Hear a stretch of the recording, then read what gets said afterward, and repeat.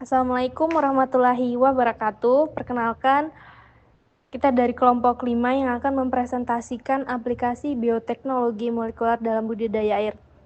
Perkenalkan, saya Sucirama Anggraini sebagai moderator, dan anggota kelompok saya ada Rizka Amalia Azaski, Ilham Hilmawan, Andina Apriliati Ningrum, Sucirama Anggraini, Muhammad Iqmaluddin Fahmi, Jihan Arindi, Anissa Devitriani, dan Ahmad Hasan Khairi.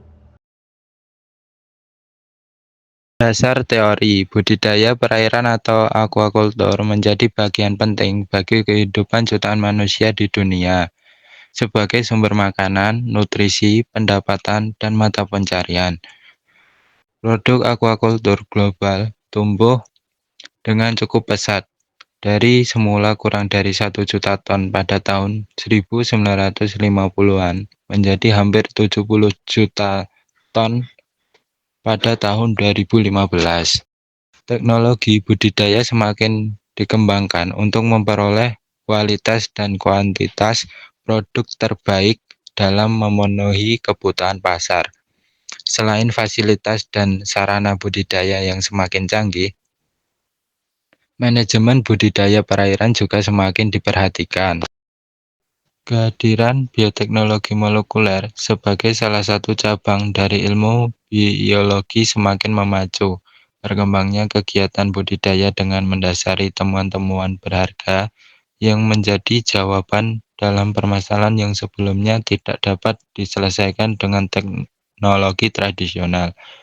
Di lingkup bidang hayati, informasi yang berhasil diungkap oleh ilmu ini dapat mengandung langkah-langkah yang tepat dalam usaha budidaya, meliputi pemilihan benih unggul, pempercepatan kematangan, golnet, memperpendek waktu panen, peningkatan resistensi terhadap patogen, pemberian pakan yang sesuai dan efisien, serta percobaan manipulasi ekspresi gen yang diinginkan untuk optimalisasi hasil aquaculture dengan lingkungan yang terkontrol.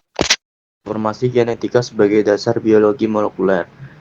Perkembangan pesat dalam keilmuan hayati, khususnya di bidang biologi molekuler, telah mempercepat laju perkembangan bioteknologi. Kajian ilmu ini merujuk pada wilayah kehidupan dalam skala molekuler dengan segala interaksinya yang meliputi DNA, RNA, protein sintesis, dan pengaturan serta ekspresi-ekspresinya. Informasi dan karakteristiknya dimanfaatkan menjadi media kajian intensif dalam menjawab permasalahan di bidang hayati. DNA merupakan asam nukleat yang tergolong biomolekul utama penyusun jaringan organisme yang umumnya terletak di dalam inti sel. DNA sebagai materi genetik yang menyimpan cetak biru semua karakter dan aktivitas sel, berperan penting dalam transfer informasi genetik dari suatu organisme ke organisme lainnya. Teknologi rekombinan DNA yang disebut juga sebagai cloning gen atau cloning molekuler menjadi landasan utama bagi pengembangan bioteknologi molekuler.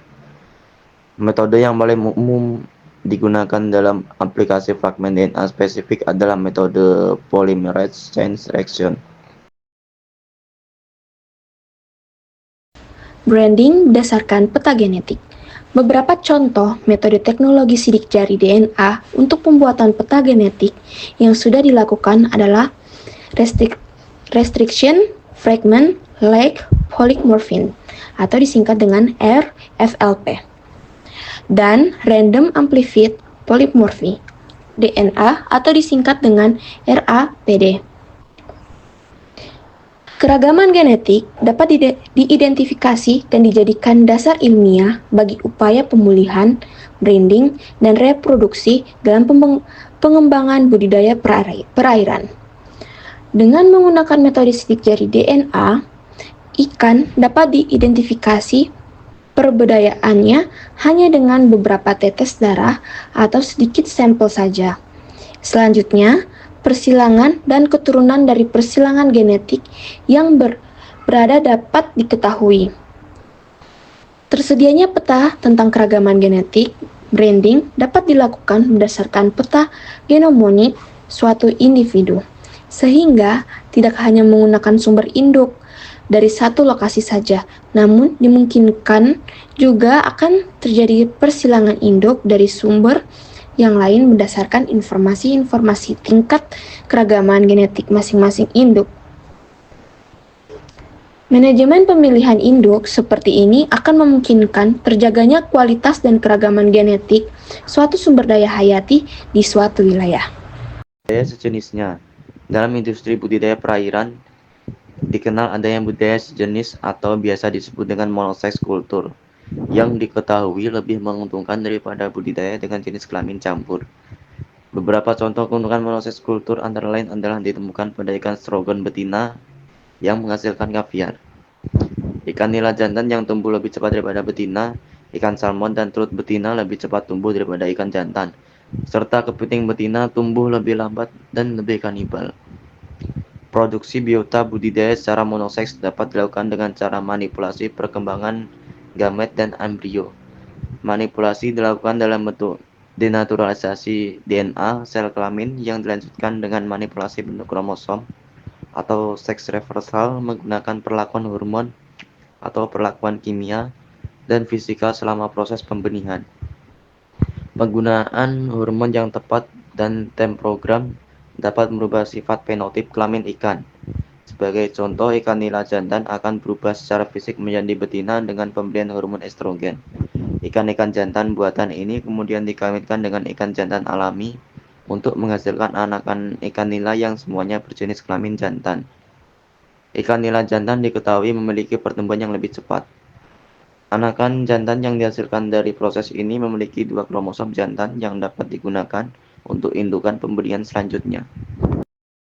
Teknologi transgenik. Dasar dari teknologi rekayasa genetik adalah transgenik. Teknologi ini memungkinkan untuk merubah gen-gen pada suatu spesies kepada spesies yang lain. Misalnya, gen yang mengekspresikan protein anti beku dari ikan laut yang tahan dingin ke ikan lain yang tidak tahan terhadap dingin. Gen anti beku yang ditransfer pada ikan salmon menghasilkan ikan salmon yang memiliki toleransi terhadap suhu dingin, dengan harapan dapat memperluas pembudidayaan ikan tersebut.